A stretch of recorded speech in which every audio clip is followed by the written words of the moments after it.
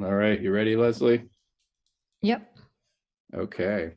All right, so welcome to WordPress Publisher Sessions #1.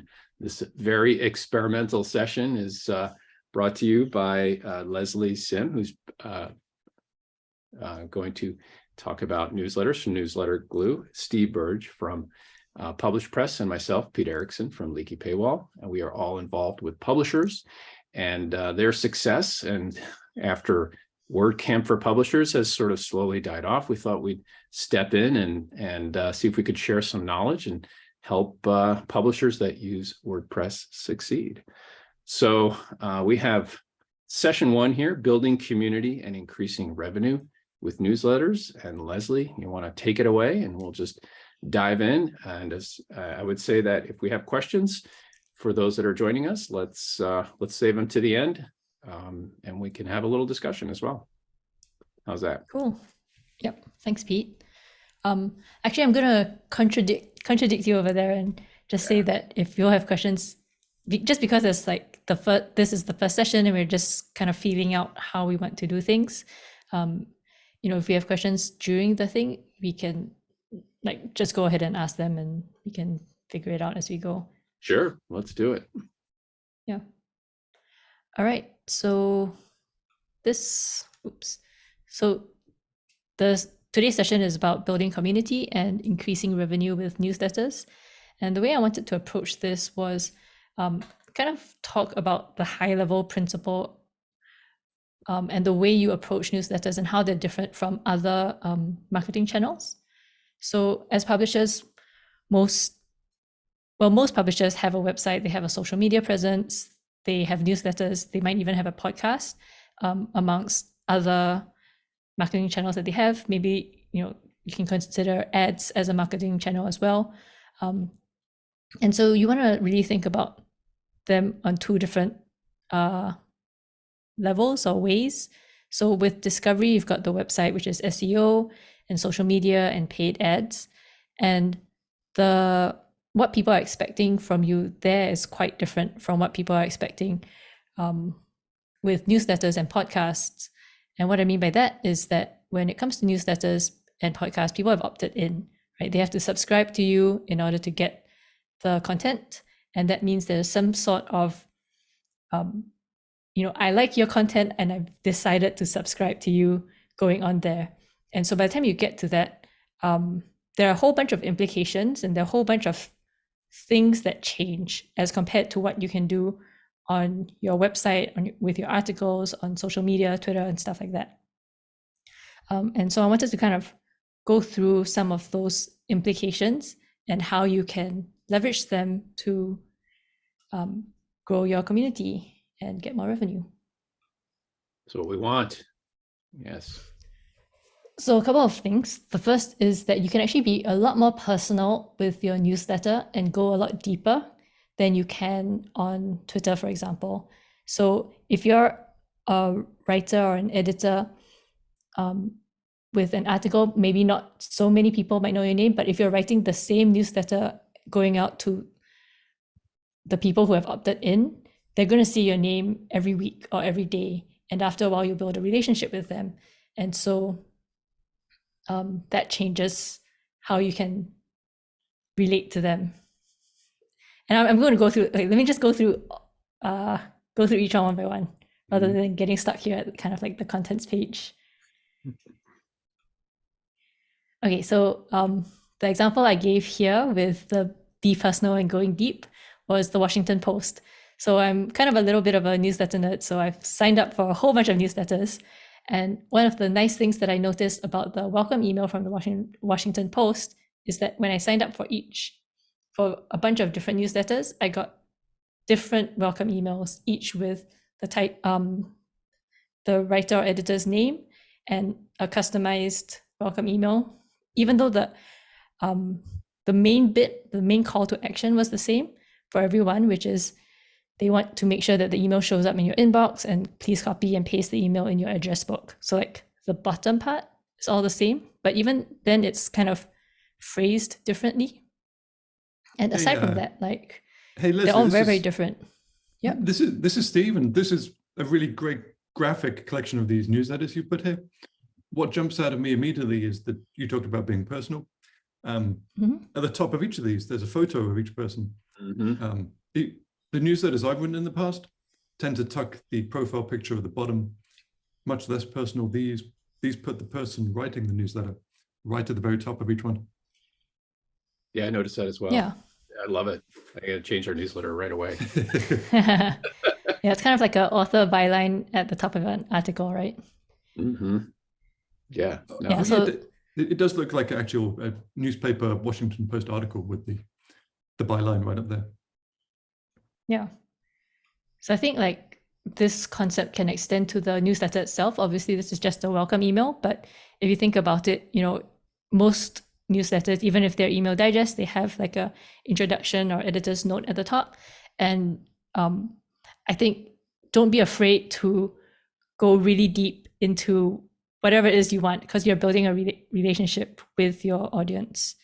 I think one of these even talked about cats. I don't remember which one.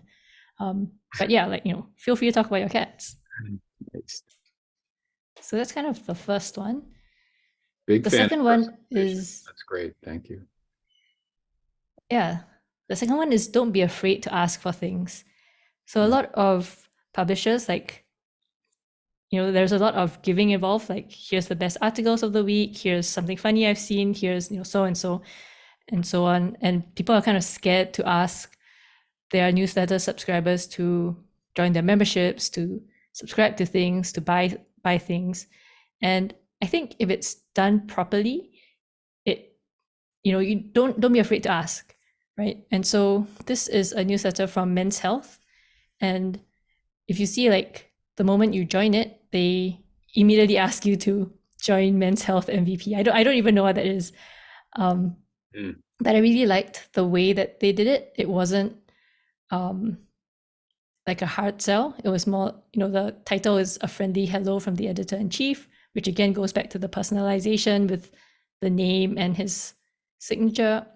And it's really just asking you to join their community. And it's selling immediately and, explaining why you should buy it. All the benefits, expert advice, useful tips. And I bet this email, because it's so simple and it's so clear and it's so friendly, I bet this email converts like crazy. It's really short, isn't it? Yeah, it is. It's 4 sentences long, maybe 3. Yeah. If it was me, I'd even improve the copy a little bit, because it's not that clear what expert advice or useful tips or insider info is. But even without doing that, I bet this converts like mad.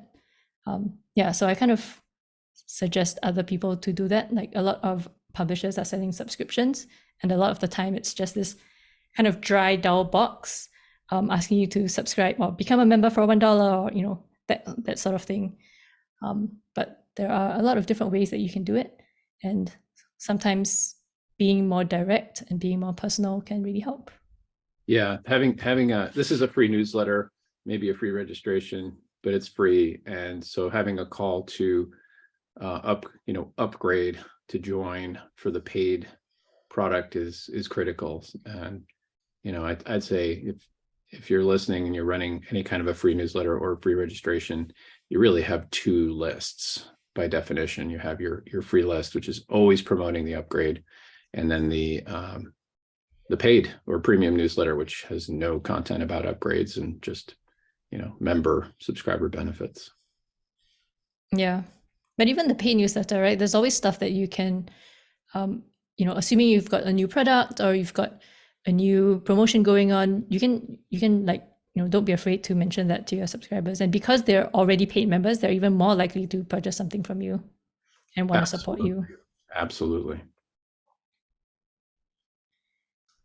Okay, the next one, I think this one is kind of like the thing that not enough people do, and potentially not enough people know about, and that's kind of appreciating and shouting out to your subscribers. So this is an example of a newsletter, like an excerpt from a newsletter, and in the excerpt itself, Sean shouts out to a specific reader and kind of screenshots a testimonial from a reader and kind of thanks him for liking his book. And I think this sort of thing is really nice because it's really nice for a couple of things, right? So as a subscriber, if I read that, I'm like, I firstly, I realize there's this book. And then you have the social proof of people are liking this book enough to publish it on Twitter. And as the reader, you feel really, if you're Jacob, the person who did this, you'll feel really good because you've now gotten a shout out in the newsletter that you like.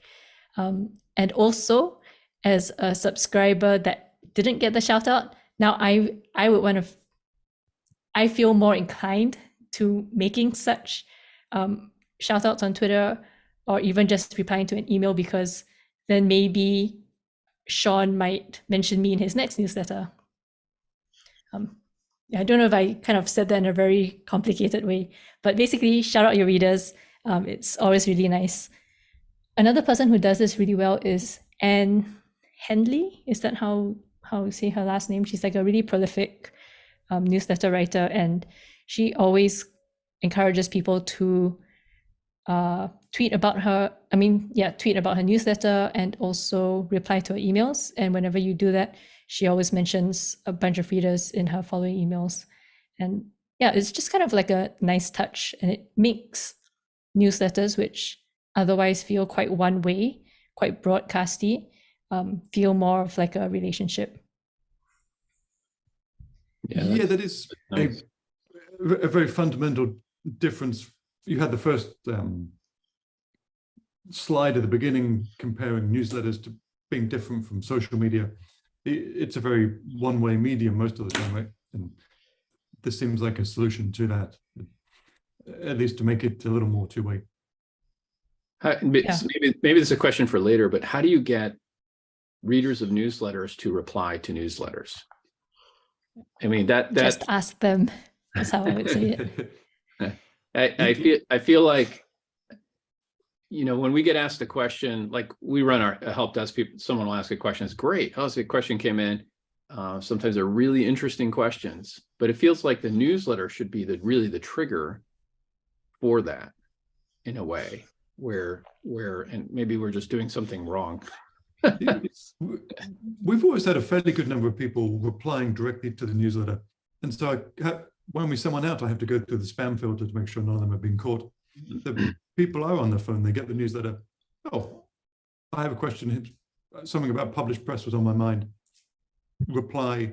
It's a fairly easy way to get in touch with you. It is. If you don't use a no reply at email address.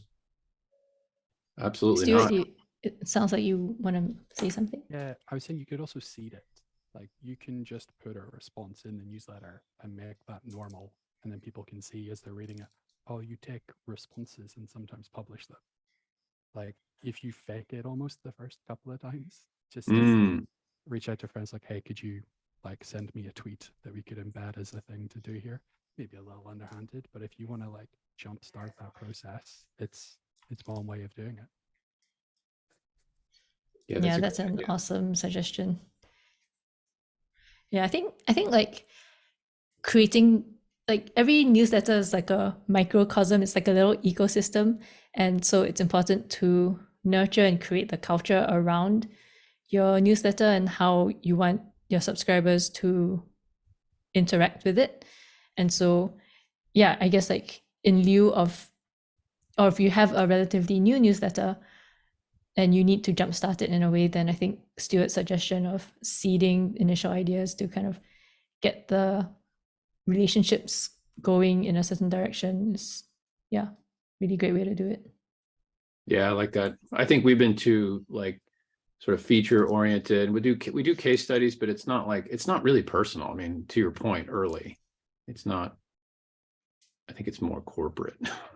If that's still a word. Is that the wrong, Lesley, you see a lot more of these newsletters than we do. You tend to recommend people against the corporate approach and to go for much more of the personal kind of. Yeah, I mean, if the Washington Post can go personal, I don't see why we can't. Right. Yeah. Yeah, and that was part of why I wanted to start off that kick things off with the Washington Post, because I knew that question would come up right away. Like people are going to be, oh, it's too big, we can't do it. But nope, yes, you can. Yeah, well, it's very human, right? We connect with people. Yeah. The other one that I wanted to mention, I've just forgotten his name, the astrophysicist, Neil deGrasse Tyson. So he has a podcast that I really like. And he, for whatever reason, also has a Patreon going. And during his podcasts, he always shouts out his Patreon members. And also he has a Q&A at the end of each podcast. And he can't answer all the questions that he gets, obviously. So he always prioritizes the questions from Patreon members. And so I think like that's also a great way to approach it. Think of little perks of being a member, of being a subscriber, and kind of showing your subscribers that they get special treatment. Yeah. And again, Neil deGrasse Tyson's a huge figure in the science world. And if he can shout out Patreon members, I don't see why we can't. Yeah. Cool. Yeah. All right. Next one, segmentation and multiple newsletters. So this, I think most publishers are already doing, but for the few that aren't, I highly, highly recommend segmenting out your newsletters. It could be something as simple, so there are a couple of ways to do it. It could be something as simple as a weekly digest as one newsletter, and then editorial newsletter. So like that's one pretty easy way to do it. And then you really only spend time writing the editorial, and the email digest is quick to put together. Another way to do it is to just split up your categories into various newsletters. Obviously that quickly means that you have 5 or 10, 20 newsletters. So then it's just about prioritizing which categories you are best at or have the most traffic, and just start out with that. But definitely, for sure, if you're not already doing it, this is a great way to build a relationship with the people who care about specific topics. And that way you can go much deeper. So the idea here is always that you want to go a lot deeper than you otherwise can in any other medium. And so if, for example, you have, this is PC Magazine, right? And they've got Security Watch. So if you've got, huge security nerds out there who only want to receive a newsletter purely with 10 articles on security, now you can, right? And they'll be overjoyed when they read an editorial by the security editor, which would be completely incomprehensible to someone like me. And you can go as deep as you possibly want, and they would love it. And that's kind of like the way to think and approach this. Whatever you can do to go deeper is something that you should definitely try. You haven't done much shouting out for your product, Lesley, so let me give you a chance. Is this something you can do with Newsletter Glue, which is your plugin? Can you present a set of different newsletter alternatives to your readers? It's not, but it's something that's highly requested, and we're planning to build it out this year. So this is called an email preference center. Let me just step this down a little bit, because this is a fairly advanced strategy. The publishers we work with, believe it or not, I occasionally run into a publisher that is not publishing a newsletter, and it's I know that's terrifying. These are publishers with a lot of content, but they still don't publish a newsletter. That's right. It's amazing. It's just absolutely amazing. And then they finally set up a free registration, which everyone should if you're charging for paid. And then all of a sudden their newsletter blows up, right? They're just pouring it. And I always, by the way, Lesley, I always recommend Newsletter Glue, because you just save so much time. Just publish once, boom, push it out, and off you go. Anyway, and the publishers that we deal with mostly typically have one newsletter, like a main newsletter, and they'll put all their content in it, for better or for worse. And a lot of what I hear is, I don't have time. You know, it's I mean, it is a lot of work to put a newsletter together. And so the time thing, yes, newsletter glue is a great solution. But it's what I tend to focus on from the subscription side is to create two newsletters, create that free, make sure you have keep the free newsletter, right? Like what they currently have is typically the free newsletter. That you know, the pop-up box on the website or whatever, however they're annoying their readership to get those signups, which is a whole separate discussion. But anyway, and then lately, this is you know, fairly lately, I've been really pushing, and it's working well because we just see this with our publisher base, is creating the premium newsletter, right? So now you have two newsletters. You have your free newsletter that's got all the promotional upgrade information, like what Men's Health you showed earlier. And then they have the premium newsletter. And the premium newsletter is just, could be as simple as not having ads because it's going to paid subscribers, or it can have like another simple thing is full text, right? So you get the newsletter as full text. You don't have to click anywhere or log in anywhere, and off you go. So, you know, I see this and I see a PC magazine. I see, okay, this is a big publisher. And this is great. And we do have publishers that have several opt-ins, and the opt-ins totally work. Like, I don't know, it's 80% or more people absolutely opt into the categories that they want. But I just wanted to kind of bring it down to like, you know, the fact that some publishers don't even have a newsletter, right? Like still. they're coming from the print world, or I don't know what world, but they're publishing on the web and they're leaning on that, and they haven't really understood how important the newsletter is to their publication. Because if we look at, again, a whole separate topic, but if we look at subscriber data, the newsletter is usually the number one source of paid subscriptions. Sometimes number two, usually number one, and it's getting more and more important because it's first party data, right? It's what they control. Anyway, all right. Pete, could you flesh that out a little? So once you sign someone up for the free newsletter, yep, that is either the first or second most common way that people become paid subscribers. Mm-hmm. What are the other kind of couple of channels up there?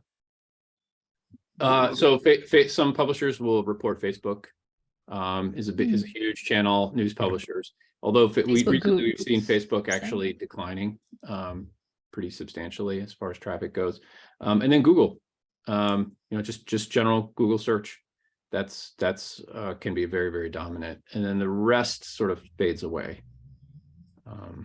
Yeah, so I'd say Google is more dominant than Facebook, but Facebook used to be more dominant than Google. It's a bit of a battle going on. But the newsletter is always there, and like you said, it's the personal connection, and you have total control over it, and it's driving it. You know, it's the number one direct marketing tool that publishers have. You are sending something into someone's inbox, which says, "Hey, I'm here. Remember me? This is my brand. This is what's going on. Cool stuff. Click on the article. Go back to the website." Like over and over and over and over again. And it's that repetition that eventually causes somebody to say, you know what, I want full access because I keep getting stopped by the paywall. Lesley, Stuart, do you guys get any insight into how important the newsletters are to your customers in terms of driving revenue? Yeah, they're important. Very much for the same reason like Pete was saying. Like the way, you know, the kind of mental model of things is like people are coming to these sites because they're trying to answer a question. So they have searched for something and then something has come up. They're like, all right, that's a brand exposure. Unless you are then doing some kind of like retargeting through Facebook and Google to kind of have that secondary exposure, the best way that you can do that is getting someone into that email list as quickly as possible so that they can have that, you know, second, third, fourth, fifth, sixth. So you can show the value in your content, the value in your journalism, to then get that paid upgrade without having that or some other means of dealing with that. So other things are stickier podcasts, but those are hard to get people to jump in and sign up on. Newsletter is easy because you can make it a problem for them to be like, you want to read this piece of content, you have to join this newsletter. Please continue. And that's generally how it works. We see a lot of our publishers doing very leaky paywall approaches. 3 in the month they're free. The next 2 you have to be on the paid newsletter. And then some content will also be marked available for newsletter. And then after that, it's into the paid subscription. But that paid newsletter is actually the primary touch point through the whole conversion process, not the website. Very wise words. That's awesome. What about you, Lesley? Yeah, I don't think I have anything else to add. Stuart nailed it. Yep. Cool. I'm going to listen to that again when I rewind. Steve, it looks like you have something else you want to say. Oh, the thought was forming, I guess. I was trying to think back to how our customers interact with the newsletter. And there's an audience of people who are active on Facebook and will be on our Facebook group and posting questions all the time.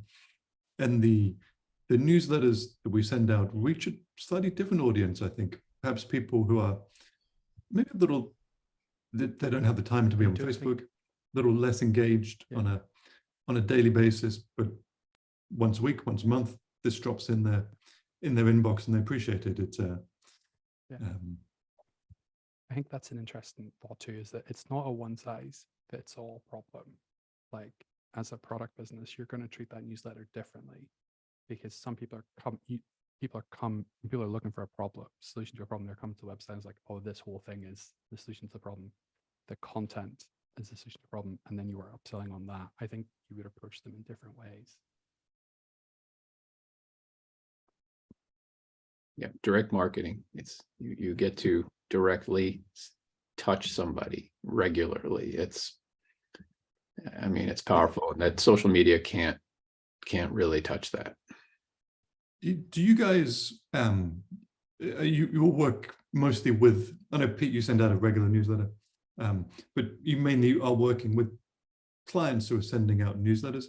Do you get them on schedules? Is that an important part of building the trust in the community, is doing them daily, weekly, monthly, having a very predictable schedule? Yeah, most of them are coming in with schedules. They do have their routines. It's a daily, it depends on, we deal with daily newspapers, weeklies, magazines, niche publishers, all kinds. They all have totally different schedules, but they have their schedule. And that's really important. A lot of them do complain about the time it takes. So that's what we talk about, like automation, right? Like how do you publish once in WordPress and then have that automatically fire out, which I know Newsletter Glue can absolutely help with, or RSS to email with like a MailChimp can do that. And it's split. I find some publishers are very much they want to craft their newsletters very, very brand sort of centric, and some publishers are absolutely couldn't care less. They're like, just get it out. Like if I don't have to get it out and some machine can send it out for me, great. It's weird, they completely would not have that approach to publishing on their website, to publishing the articles, but for the newsletters, man.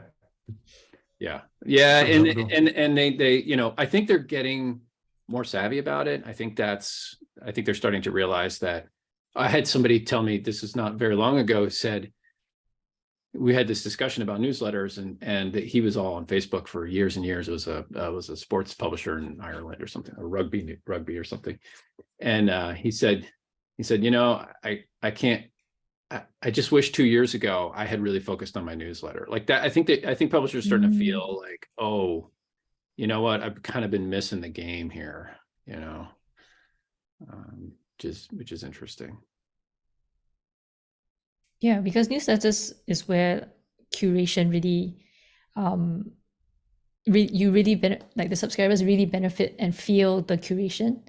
And I think, like you said, it's a missed opportunity because, even when you put in lots of effort to decide which articles to publish, what to write about, and stuff like that, like when a visitor just lands on your site from SEO, they're not really thinking about any of that. They're just landing on the specific article, and then maybe if you're lucky, they might click on your homepage and get blasted with easily 30 articles without even scrolling.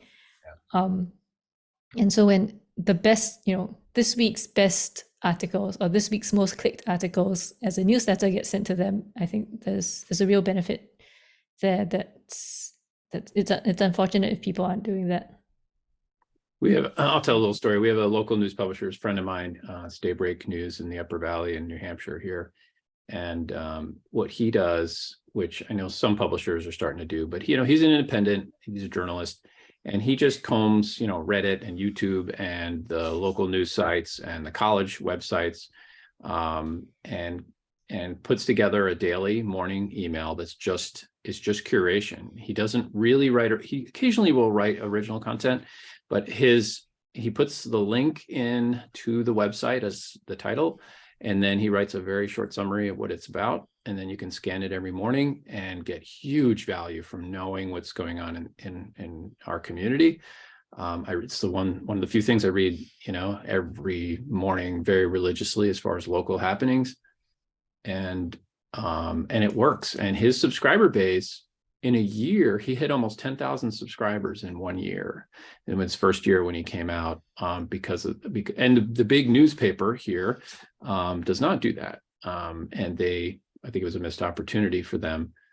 And he's, we're in New Hampshire. We're like in the mountains in New Hampshire. We're not in a hugely populous area. Our whole readership, which is like 30 towns, is maybe 80,000 people or something like that. And he's managed to bust through 10,000 subscribers, and that was a year ago. So he's basically taking Lesley's advice to the max in terms of curation. He's popping on the Reddit board, on the local newspaper, and kind of picking and choosing the best from all of that, so that someone who's busy doesn't have to go on Reddit, doesn't have to go on each website. Huge time saver. What's going on. You don't have to pay attention to social channels. And that's the world we live in, right? If something can save us time, it's worth more than money in some cases. So. Yeah, and Steve, you mentioned about publishing schedule, so I just wanted to talk really quickly about that. So it doesn't really matter if you publish daily, weekly, monthly is not so good.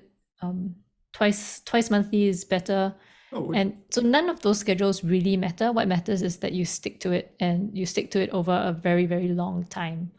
So the newsletter that's published, let's even go monthly, right? So the newsletter that's published monthly for 10 years is going to beat the newsletter that's published daily for a month, and then that person burns out. And so just kind of committing and sticking with it, whatever the schedule you choose, I think that's the most important part. Thing too, you can have. Sorry, go on. No, you go. I was just going to say, if you look at PC Magazine, you can see that they've got a bunch of different ones, right? So they've got daily here, they've got weekly here, and so forth. So it doesn't really matter there isn't a best publishing schedule. Yeah, I to agree with that, and I think you can have all of them. You might have your daily fire hose, someone, because you're going to have different kinds of readers that want different things. You're going to get folk that want every post as soon as it's out, and they live inside of their email, and that's how they want to consume it. You're going to have folk who want a daily digest of everything, folk who want a digest of one particular category, which seems to be very much how PC Magazine or here works. But then you're going to get folks who are going to want a monthly digest of in review. We had a publisher that had a weekly newsletter of just kind of stuff that went out, and that was fine. They brought on a columnist and gave him his own newsletter. So they had this kind of group thing that went out from everything that was on the site. Then this one guy, highly curated, here's what effectively an article that would have been on the site, but only to his interested parties. He was a former politician in the UK. And then that led to a kind of looking back, what was popular this month on our site. And then a follow-up one of here's a shortcut to everything that's in our print magazine. So you can click through directly onto for print subscribers. So there's all kinds of different ways. They had a daily, a weekly one, a monthly one, bi-monthly, whenever. You don't need to have one. And if you get smart with the data, you can tailor it to an individual user. I want everything right at the time. I want everything once a day. I want everything once a week. I want everything from this category once a week. But it's how do you arrange that and do all those segmentations, because you at a certain point you could be generating an individual email for each user in your database, which is doable. Like it's cheap to do, but you can if that's what you want to go down. Yeah, that's great. We're headed there. Stuart, what does the tech stack or the organizational stack look like to manage something of that size and that complexity? You have like 2 or 3 people managing the emails, plus do you have an off-the-shelf platform? Like you would be surprised how much you can get away with in MailChimp. You know, like it is very good at what it does, because in their case, they're just consuming an RSS feed of everything that's coming through the site. You can go further down that road. So if you want to do more of that kind of like, here's a chance that this user is going to end up having an individual email, you could take the basis of Newsletter Glue and kind of use that to do your generation, but you're passing in specific data to it.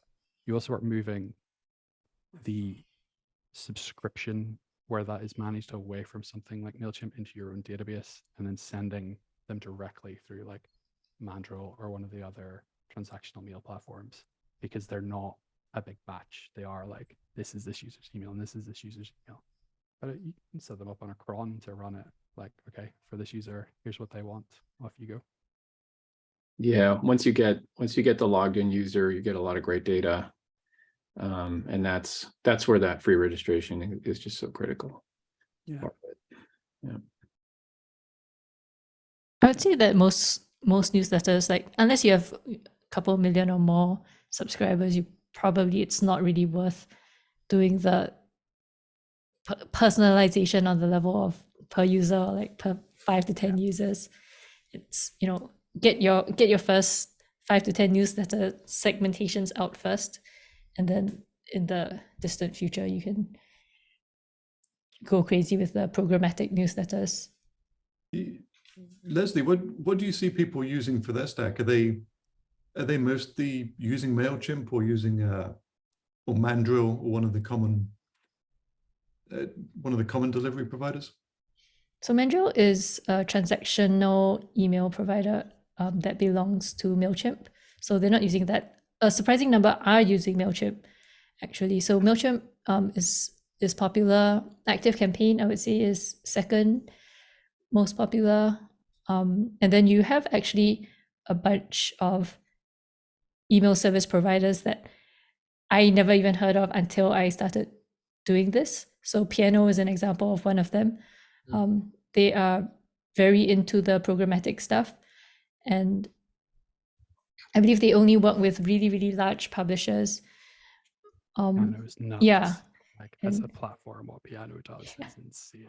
Yeah, they're going after the really big publishers. Yeah. Yeah.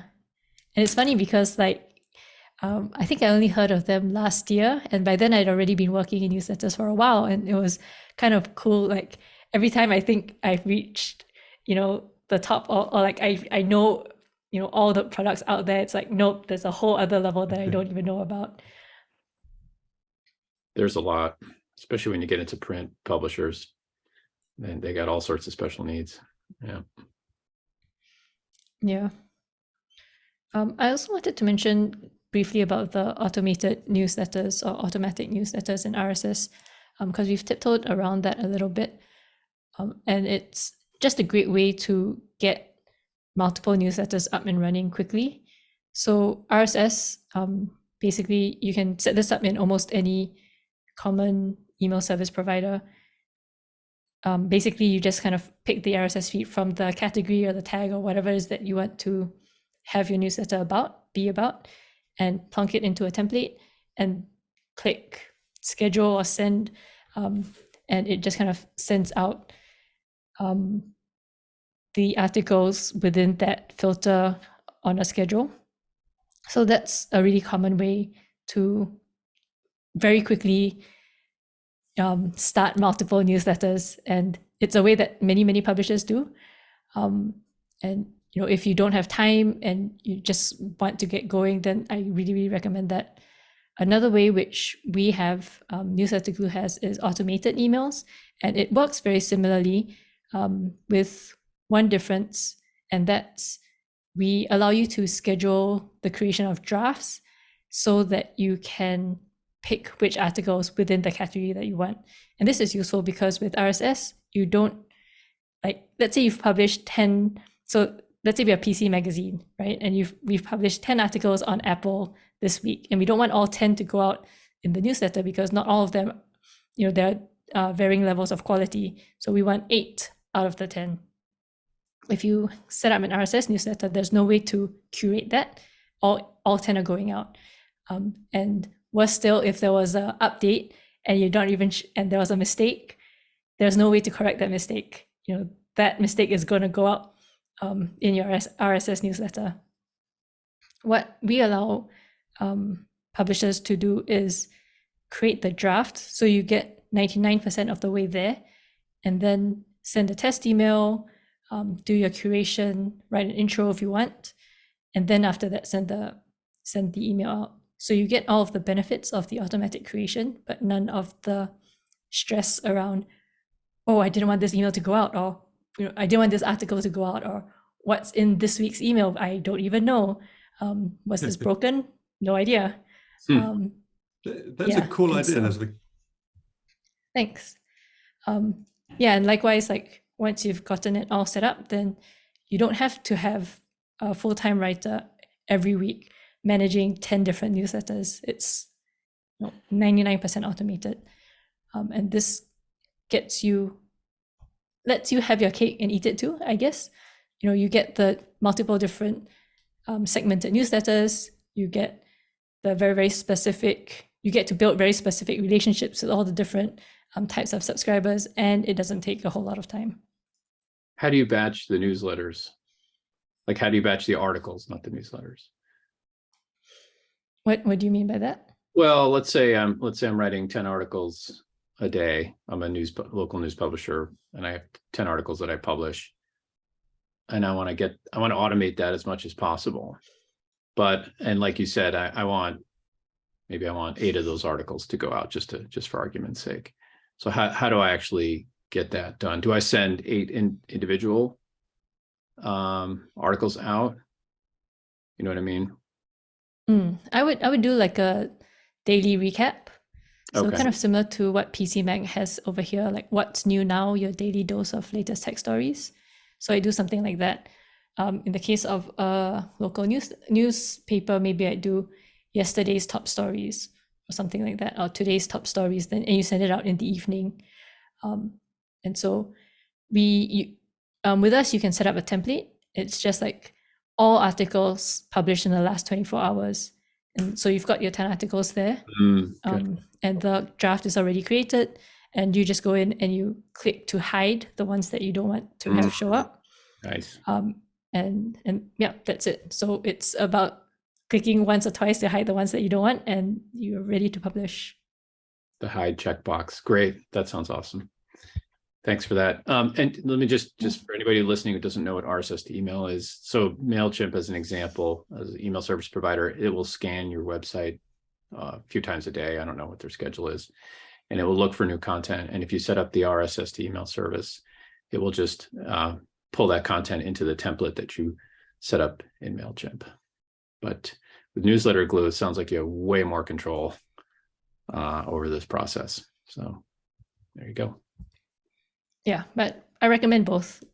If you have the time, just set it up and don't worry about it, and your list will benefit from it for sure. All right, let's move on. So the next one is about quality over quantity of subs. So something you kind of have to accept about newsletters is that you're always going to have fewer newsletter subscribers than you will Twitter followers, Facebook group members, website visitors, and so forth. And it's just the nature of it. It's, going back to my original slide about discovery versus building relationships. If you walk down the street on any given day, you probably walk past hundreds, if not thousands of people. And those are all people that you kind of have exposure to, which is similar to kind of walking past someone on Twitter. In contrast, the newsletters are people that are your friends, people that have actively opted into building a relationship with you. And so you're always just going to have much fewer friends than you will random passers-by. And I think that's kind of a good heuristic, or a good way to think about it. So don't worry too much if the number of email subscribers you have is way lower than what you're getting on other marketing platforms or distribution platforms. And as an example, here's a little screenshot from Twitter, and it's a conversation. The first person's asking, how many email subscribers do you think it takes to make a comfortable full-time living? And the second person, Jason Resnick, who works a lot in the email space, says, surprising it's not as many as you'd think. I've seen lists make six figures from 200 subscribers. And I think this is something really important to keep in mind, because if you've done a good job with all the other stuff we've mentioned about segmenting, going deep, being personal, then yeah, for sure you can make six figures from 200 subscribers. If you think back to the security newsletter from PC Magazine, if you've created a super specific security course and you sell it to the security subscribers, they're going to buy it because they already love everything to do with security. Whereas if you have 1 million subscribers and they're all kind of generic, we subscribe because of a contest or some other random thing, that 1 million subscriber list might not get you as many conversions for your security course as your super specific security newsletter. And that's something important to take note of. Yeah, financial publishers fall into the same boat. We have some, and they charge a lot of money for their newsletters. Yeah, and I bet they have really few subscribers, right? Oh, there's so many niches in finance too, depending on industry. Yeah. Yeah, you're getting in the realm of thousands of dollars a year for a subscription at that point, right? That's right. Can be hundreds or thousands. Yeah. So a question, I guess, for all three of you in terms of quantity versus quality. How do you talk to your clients about getting subscribers? Is it boxes at the end of stories? Is it pop-up boxes? I presume you're not making them run dumb raffle competitions where you have to enter your email address to win an iPad. What are the strategies you're recommending to people to get more quality subscribers? Oh, I'd love to answer that one. Go for it. Yeah, go. Stuart looks like he has good answers too. Well, it's simple from my perspective, but it's hard to swallow and do it. And that's you leak a few articles each month and then ask for a free registration. But the real answer is you leak one article a month. You really tighten down the paywall so that, okay, one article, let's Google index everything, and any single article be shared in social media to different folks, fine. But then you make the promise of, okay, if you want to read this next article, which is the motivation, when somebody is on an article and it's locked down, it says, hey, read this article for free. And the language is important. Yeah, that's what I want. I want to read this article for free. So they register. They're going to get the newsletter. Maybe they get 1 or 2 or 3 extra articles per month for doing that, and you sell those benefits. And now you have the start of a relationship versus, the pop-up box for the zombie. You get some zombie subscribers when you pop in boxes at people. And yeah. So if you have a tighter paywall, that gives you then more stuff to perhaps give away as an incentive for the free subscribers, and then gives you more to upsell. So the tighter the paywall, the more freebies, the more goodies you have to work with. That's right. Yeah, you can get people to register sooner in the path. I mean, if you look at Google Analytics, right, you get 1 to 2 article views per visit on average. So if the setting is 1, you're going to jump your registration rate by a ton for all those folks that are going to 2, and some of those convert. It's amazing when we switch on a new publisher that their free registrations they just load up daily. People are pouring in with that tight setup, and then there's a percentage of those that convert to paid, but those are, that's the start of the relationship. Now you have these folks that you introduce a little piece of friction, because at the very least you're collecting an email address and asking for a password, right? So it's different and you're giving a promise. And you look at the New York Times, they've been experimenting with this for over a decade now. And you go there, they let you read one article, they make you register, you get a few more. That's their language, a few more. Pay attention to what they're doing. It's amazing. And it works. So I was on our local newspaper site this morning, and they locked down a lot of articles, and immediately it's a request to join, to pay. Your recommendation is type paywall.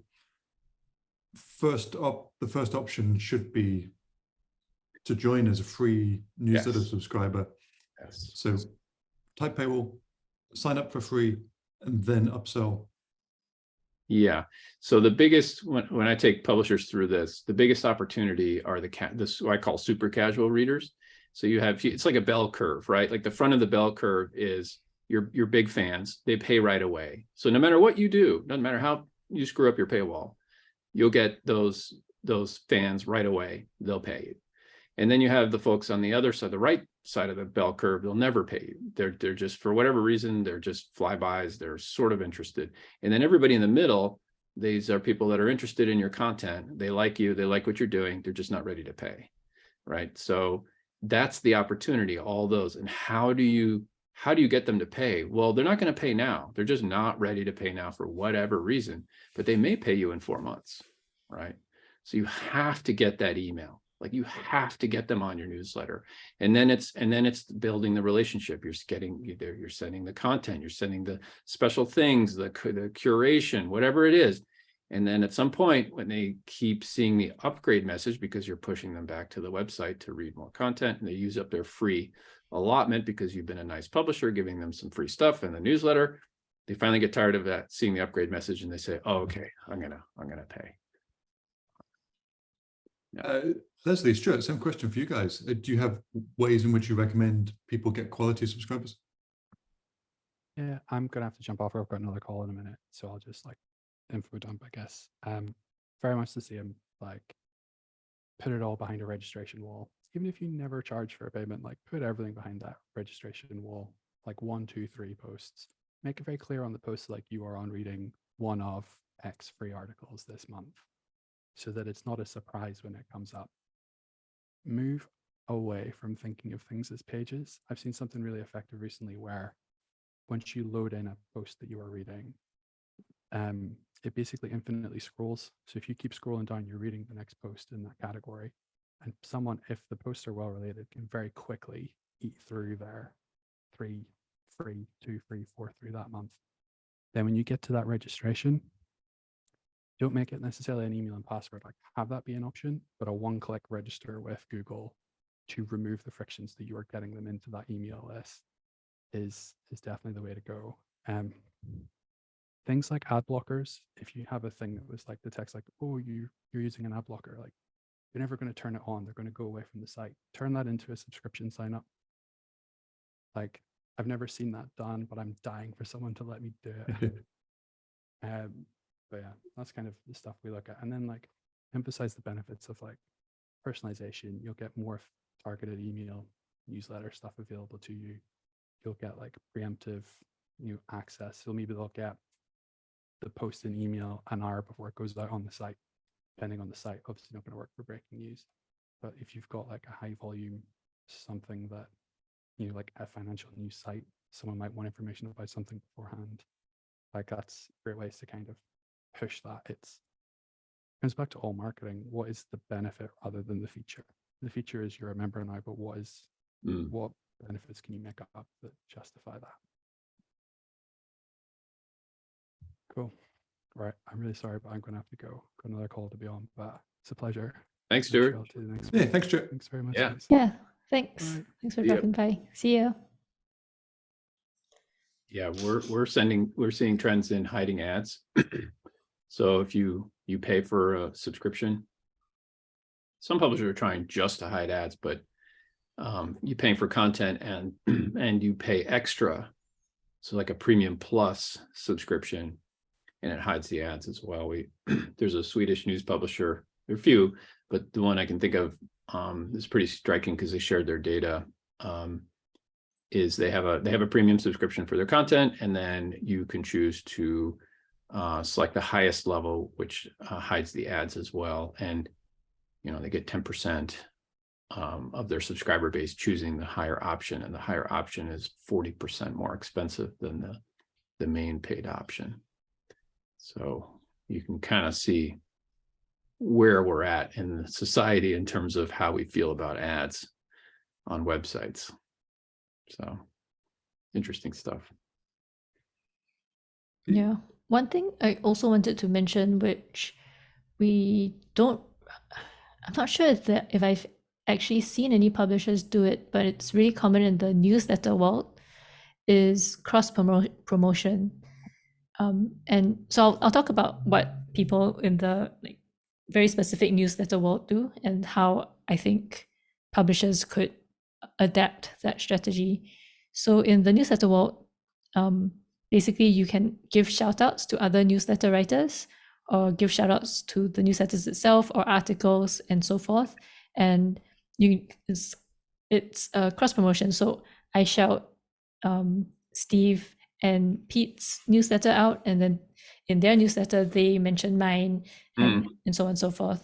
And the reason why this works so well is because you've already selected for people who are into newsletters, because not everyone is, right? Like as we talked about earlier, there could be people who don't ever look at the email, and they're really big on Facebook groups or Twitter and so on and so forth. And so once you've self-selected for people who like email already, and assuming you've done a decent job at curating who you're cross-promoting with, that strategy has proven really, really successful for multiple newsletter writers to grow their subscriber base over time. So the problem that publishers run into is that not all publishers want to shout out other publishers, right? Yeah. Either due to brand issues or editorial differences, and a whole myriad of other things. But I think there are ways to get around that. And also it might be awkward if you're just kind of doing an email digest and it's weird to specifically shout out a different publication. So a couple of ways that I could see this working for publishers is having like a external curated article section. So you've got your the section for your own articles, and then you could also do like a separate section called Around the Web, or something similar, and then you can list other articles which are selected from the publication that you're doing the deal with. And that publication might already know, okay, these articles have a good track record of converting people to newsletter subscribers. And so like on both sides, you could do that, and then you can cross promote the articles and then get the newsletter subscribers that way. Another way is simply cross promoting. And so this is where having multiple newsletters is important, right? So simply cross promoting your own newsletters, because if you've got 10 or 20 across different categories and segments and stuff like that, there are probably going to be a lot of people who are interested in both or more. So just kind of periodically shouting out your own newsletters, I think would be really powerful as well. Yeah, no, I think that's great. If you're into curation, like our local Daybreak newsletter, then you're almost always shouting out, but you're right, like local publishers tend not to do that, but I'd say niche publishers are probably more likely to do that. And the world of niche publishing is exploding now. So yeah, finding others in your same space that have interesting things to talk about. Yeah, I think if it's interest-based, then you could, and that's kind of how a lot of newsletter writers, like I wouldn't call them publishers, but newsletter writers work. Like if it's in the same space, then it'd be fine, right? If you're a camping magazine, it would be totally fine to shout out a camping newsletter, and I don't think that would be awkward or strange. Yeah, or RVs, or Yeah. micro trailers or whatever the niche is. Yeah. For sure. And I think it's good to look at it from a demographic point of view rather than a specific niche. So like just because you're a camping magazine doesn't mean that you're only limited to other camping or RVs or fire starter, lumberjack newsletters. Like you could just broaden your target audience to any newsletters for people who live in the outdoor more outdoor areas, or dare I say men between the ages of 20 and 40 or something like that. Yep. Yeah, absolutely. Yeah, play nice with others. That it works. Lifelong lesson, right? Yeah. Mm-hmm. Hey, we do at least one newsletter a month that is kind of like Pete describes. It's in a niche, and we basically just summarize stuff other people are doing in that niche. And you'd be surprised how many people sign up just so they can see if they're included, and also try and get included. It's a good way to build community. Yeah. And I think that's a great way to have quality over quantity of subs as well. Because everyone who signs up for that is going to be, someone who's actually interested and isn't there because you've run a contest for a free iPad. Yeah, they're there because they're begging for inclusion, or else they've been included in the past and they're happy about it. And the curated newsletter is the one thing that people mention when they talk about this particular business now. That, oh, you're the guys that do the monthly roundup. It's a good approach. I think I need to go look up this newsletter. I'm not sure I get it. Oh, this is in another software niche outside of WordPress. Oh, okay. All right. But it might be a good, that's what basically Post Status does. We started talking through the Post Status WordPress group, and there's a bunch of these newsletters in WordPress, right, that basically take the curated approach, and a lot of plugin developers or theme developers will subscribe just to see if they can get a mention in that week's newsletter. Yeah. Well, WP Mayor does something related, right? They do a lot of paid reviews. They do regular reviews and they do paid reviews, and they've built a pretty big community doing that. And it works. Yeah. All right, last one, and then I think we're done. Ooh. So this one is simple: treat your biggest fans. So your newsletter subscribers are always going to be your biggest fans. They're going to be more into whatever content you're making than your Twitter following, your Facebook page followers, your website visitors, and so on. So treat your biggest fans right. And there are so many, literally a million creative ways that you can do this and that you can have fun with this. So I don't think I can go through some examples, but I think the big takeaway is to do it and to have fun with it and see what works for you. So the easiest one is just to offer them a discount or a unique offer. Here's a 10% discount code because you're a newsletter subscriber, or it could also be recency, time-based, meaning your newsletter subscribers get your articles or get sales open to them earlier than other people. So it doesn't even have to be that you affect your bottom line by offering your newsletter subscribers a bigger discount. It can just be they get to it first. They can get a freebie that you've created for them, a lead magnet or a guide or something like that only they are getting, that no one else is getting, and so on. So I think, again, like I said, there are so many ways to do this, and what's important is just to have fun with it and to do it to begin with. Yeah, having if something is premium, like I always go from free to premium newsletters because that's the world we live in. But you said time, that's really important. We have plenty of news publishers that, you pay for a subscription, you get early content. You get content delivered early. You get full text. Obviously, you don't get any ads. And that's enough. I mean, that's plenty. Pick one, right? It's special. That's special, right? And value. That's a big benefit. So, yeah, no, it's good. So, Lesley, everything you've been saying today basically revolves around making it more personal. The newsletter subscribers are much further down the funnel than people that follow you on social media, for example. These subscribers have given you something. They've given their newsletter, their newsletter email address. They've given some trust. And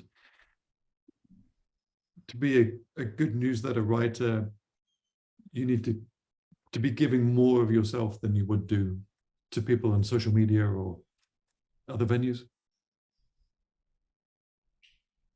Yeah, I mean, that's kind of the starting premise of what I wanted to talk about today, right? So like there's discovery and then there's relationships. And because newsletter sits squarely in the relationships side of things, there are a whole bunch of things that you can do for your newsletter subscribers that might actually come across weird or wrong, or might even offend people on social media because they're at a different stage.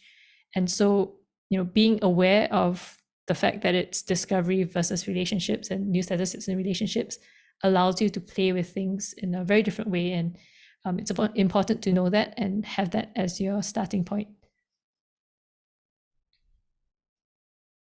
What a great way to wrap it up. Yeah, awesome. Thanks, Lesley. Pete, Lesley, do you guys have newsletters that you send out for Leaky Paywall and for Newsletter Glue? Yes, we do. Yep. leakypaywall.com would be a place to go for that. And we tend to focus on things that publishers are doing with their paid subscriptions that are actually working to generate, more subscribers. Oh yeah, I get yours, Pete, and it's a lot of case studies. Yep. And Lesley? Ours is newsletterglue.com/blog, and there'll be a form to sign up for our newsletter right on the top. And mine's actually slightly different. So I've kind of taken a more personal approach, and I have like a editorial at the start of each newsletter, and it just kind of talks about what we've worked on that month. And then the rest of it is our latest posts for the month. And yeah, so it gets a bit, I try to make it a bit more personal. I love it. I get it. I read it. It is personal. It's very nice. It's definitely your tone of voice, and you feel a connection. It's good. Thanks. Also, the newsletter glue very much comes from Lesley, rather than from capital N newsletter, capital G glue from the company. It very much comes in your voice and your approach. Yeah, that's what I try to do at least. Yeah, I may have to steal that approach, go more personal. I think that's my takeaway from this, and we've been working, we're doing a rebrand right now. We've been working with a group of people, and the clear message is, get your personal connection out there, make it personal, really bring it down, make it human, make even though you're selling software, it's like your people behind the software. So connect, as people connect, because that's what works. So.